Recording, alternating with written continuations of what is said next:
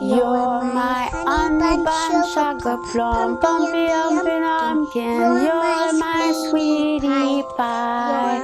You're my cupcake gumdrop, sugar gum. You're the apple of my eye. J'ai un ménage à faire dans ma vie.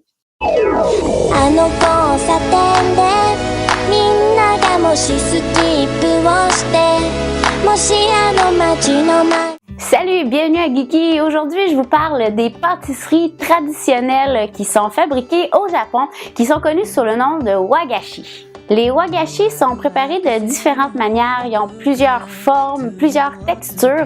Par contre, il y a des ingrédients qui sont centrales, dont le plus commun qu'on appelle le anko. Le anko, c'est une pâte de fèves rouges qui se retrouve dans la plupart des pâtisseries traditionnelles. Les autres ingrédients communs sont le mochi, qui est un riz gluant. Il y a de la farine de riz, de la pâte de sésame et du kanten, qui est une sorte de gélatine. Hey, je pense que tu as ma pâtisserie parce que moi, gélatine.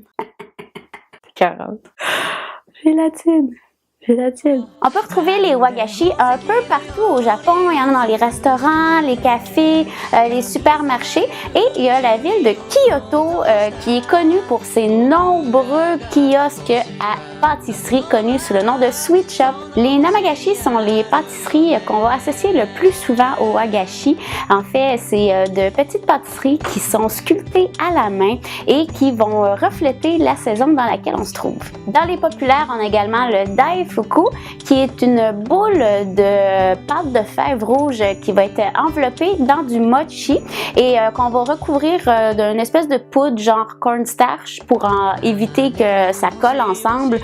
Donc ça, il faut les manger assez rapidement parce que ça a tendance à durcir très vite. On a également des dango que vous avez probablement déjà vu dans un animé. Ce sont des petites boules de farine de riz qui ressemblent à des dumplings. C'est servi sur une brochette. Souvent, il y en a 3 ou 4 petites boules et c'est recouvert d'une petite sauce sucrée. Évidemment, il y en a plusieurs autres comme des ohagi, des taiyaki ou des senbei qui sont des galettes de riz. Si vous voulez voir un petit peu plus en détail les autres pâtisseries traditionnelles, je vais vous mettre un lien vers un site web dans la description du vidéo. Et voilà, c'est la fin de la capsule de Geeky sur les pâtisseries traditionnelles, les wagashi. Je vous invite à partager la vidéo, à donner un like à la page de Geeky et à aller faire un tour sur ma page Facebook Caro Fréchette. Matana!